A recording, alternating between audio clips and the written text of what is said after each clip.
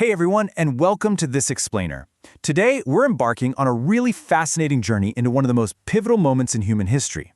We're going to explore an ancient yet intensely practical solution to a problem literally every single one of us faces: suffering. Our focus today is on the Dhammacakkappavattana Sutta. I know, it's a bit of a mouthful, but it's basically the Buddha's very first discourse, often called the turning of the wheel of truth. Okay, let's dive right in. We're going to start by looking at a surprisingly modern reflection on an ancient reality. You might be wondering, what does Ernest Hemingway have to do with the Buddha? Well, this quote perfectly captures what the Buddha was talking about over 2 millennia ago. The reality that the world breaks everyone is what early Buddhism defines as dukkha, or suffering. The entire framework we're looking at today isn't about somehow magically avoiding the reality that life can break us. Rather, it's a structural methodology. It's a way to understand that brokenness and figure out how to actually build true strength, peace, and awakening in its wake. So here is our roadmap for today. First, the Deer Park reunion. Second, avoiding the two extremes. Third, discovering the middle way. Fourth, the Four Noble Truths. And finally, number 5, 12 aspects of practice. Let's just jump right into the history. Part 1. The Deer Park reunion, reconnecting with the group of 5 monks. To really grasp the power of this first discourse, you have to feel the immense tension in the air when it was delivered. Picture this. After spending 49 days in a deep retreat near the Bodhi tree, where he achieved his great awakening, the Buddha set out on foot. He walked over 200 kilometers, which took him about 10 days, specifically to track down his 5 former companions at the Deer Park in Isipatana, near Benares. What you're seeing is the ancient Pali record of what happened next. And here's the kicker. When he first approached these 5 monks, they were absolutely not ready to listen. In fact, they thought he was a massive failure. They had practiced severe, painful self-mortification alongside him for years. So when the Buddha previously walked away from those extreme practices, they just assumed he was backsliding into a life of luxury and worldly indulgences. The Buddha had to actively clear their minds of this complete misunderstanding before he could teach them anything of substance. Which brings us to Part 2, avoiding the two extremes, the trap of absolute duality. To cut through their skepticism, he didn't start with some dense, complex philosophy. Instead, he pointed straight to the flawed mechanics of the very path they were currently walking. He explained that there are 2 absolute extremes that you have to avoid. On one side, we have sensual indulgence. This is exactly what his former colleagues thought he had fallen back into. The Buddha didn't mince words here. He described it as low, vulgar, worldly, ignoble, and entirely unbeneficial. But then, on the flip side, we have self-mortification. That's the severe, punishing path his 5 companions were still fiercely attached to.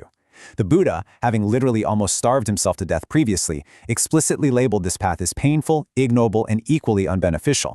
You see, most dogmas demand you choose one side of a strict duality. It's absolute black and white thinking. And that leads us to Part 3, discovering the middle way, the innovative escape from dogma. So this presents a massive problem, right? If indulgence is a trap and severe asceticism is just another painful trap, how do we get out? Well, the Buddha answers this by completely rejecting the whole dualistic premise. He introduces the middle way. And the sources note something really fascinating about this. It is a totally innovative escape from dogma. Think about it like this. If dogmatic extremes are like the rigid, exclusive, unyielding number 1, where you have to pick a side or be labeled the enemy, the middle way is a lot like the number 0. It's a non-number. It's a space that is open and embracing. By completely avoiding both extremes, this middle way transcends the conflict entirely. It is a profound relief that gives rise to vision, to knowledge, to peace, to direct knowledge, to awakening, and ultimately to nirvana. And this brilliantly illustrates that the middle way isn't just a vague philosophical idea. It's deeply practical, and you actively apply it through what the Buddha called the Noble Eightfold Path. Think of these as 8 holistic building blocks. It starts right at the foundation with your mindset, right view, and right intention.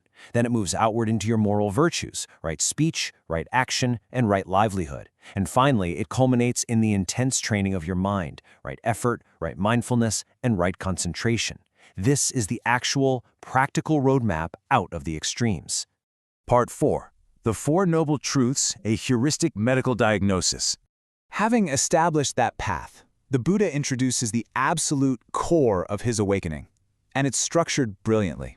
It acts as a heuristic, almost like a medical diagnostic tool for identifying and curing the symptom of suffering. The truths are categorized really simply. The first two diagnose the meaning of life, the reality of suffering, or dukkha, and its root cause, which is our craving. Now, once the doctor makes the diagnosis, the final two truths prescribe our purpose of life. The third truth gives us the solution, the ending of suffering, which is nirvana. And the fourth truth gives us our active spiritual purpose, walking that eightfold path to achieve the cure. Now, we really need to get specific here about what the Buddha meant by suffering. A lot of the time we think of suffering as just the physical stuff, birth, decay, disease, and death. But the Buddha points out that those are just the manifestations of the disease. The real core of the illness, what he called real suffering, is our clinging to the five aggregates. The aggregates are essentially the physical and mental components that make up our existence. It's our desperate, white-knuckle grip on these ever-changing components that fuels our ignorance and our craving. That clinging, that is the true suffering we have to treat. Which brings us to our final section, Part 5, 12 Aspects of Practice, the Tipravada Truth Process. Look, identifying the illness and having a prescription is wonderful, but just being acquainted with these truths is completely useless without action. It requires a continuous truth process across 3 distinct phases. For every single one of the 4 Noble Truths, there are 3 steps, which creates 12 aspects in total. Step 1 is theory. You first have to directly know the truth. For example, knowing the reality of suffering. Step 2 is practice, actually doing the duty required by that truth. For the second truth, the arising of suffering, your duty is to actively abandon your craving. And step 3 is realization, the accomplishment of that duty. So for the third truth, the ending of suffering, the realization is the actual attainment of nirvana. Theory, practice, realization. Knowing, doing, and accomplishing. It's an incredibly active, relentless framework. So as we wrap up this explainer, I really want to leave you with something to ponder. Over 2,000 years ago, the Buddha diagnosed the profound danger of getting trapped in the rigid one of extreme binary thinking, whether that's sensory indulgence or punishing asceticism. Today, you could easily argue that our world is more polarized and dogmatic than ever. We're constantly being demanded to choose between absolute extremes. So I have to ask you, how does the dogma of absolute extremes impact your daily life, your mindset, or your community today? And how might stepping back and actively applying the open, embracing zero of the middle way offer you a practical escape? Thank you so much for hanging out and joining me on this structured journey through the Dhammacakkappavattana Sutta. Keep learning, keep questioning, and I'll see you in the next explainer.